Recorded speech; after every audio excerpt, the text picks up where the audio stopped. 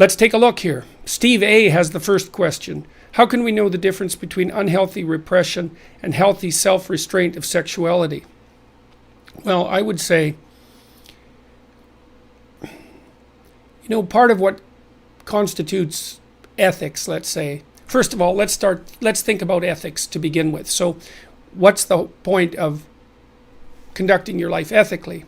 The answer to that isn't so that you follow the proper rules precisely. The answer to that is so that you balance your life so that it's as productive and meaningful as it can possibly be. And that would be productive and meaningful for you with any luck, but also for people around you. That would even be better. And for you now and next week and into the future. So it's sort of a variation of the philosopher Immanuel Kant's moral dictum, which was act such that your action becomes a moral universal, something like that. Although I think that it's better phrased across time and across people like that. So when you're thinking about an ethic that has to do with any fundamental motivation like sexuality, you have to think about it in the context of the rest of your life. The question is whether or not, what did I say? What did I read at one point that I really liked with regards to sexuality? Who's in control? That's the issue. Is it you or is it the sexuality that's in control? Have you integrated your sexual life into the rest of your life so that the whole thing makes a harmonious balance? And are you in charge, or is it in charge, so to speak? Because if you're not in charge with that harmonious balance, then things are going to waver wildly out of control and you're going to find yourself in dreadful trouble. That happens whenever any given drive or really any given value predominates to the exclusion of all else. Now, it seems to me that sexuality is best handled within the confines of a relationship.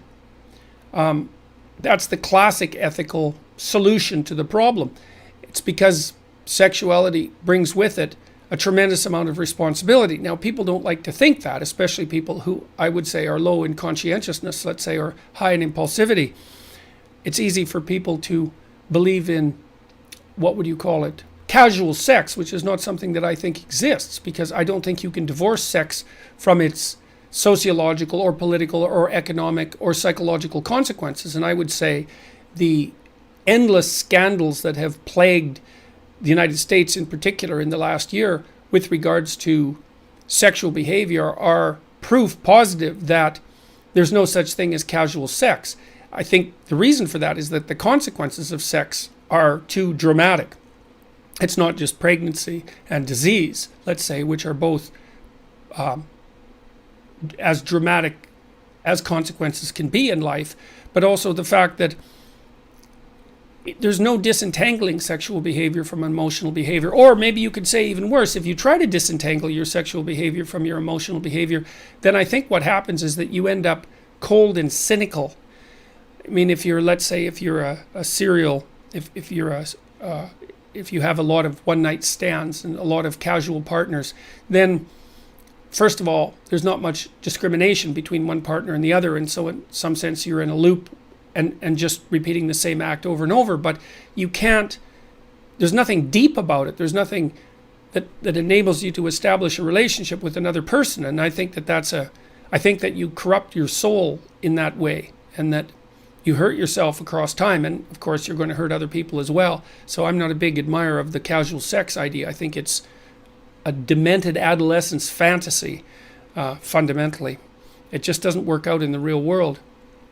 Now, healthy self-restraint, well, with regards to sexuality, it's the same with everything else, is that there's the necessity to forego immediate gratification for the purpose of medium to long-term thriving, let's say.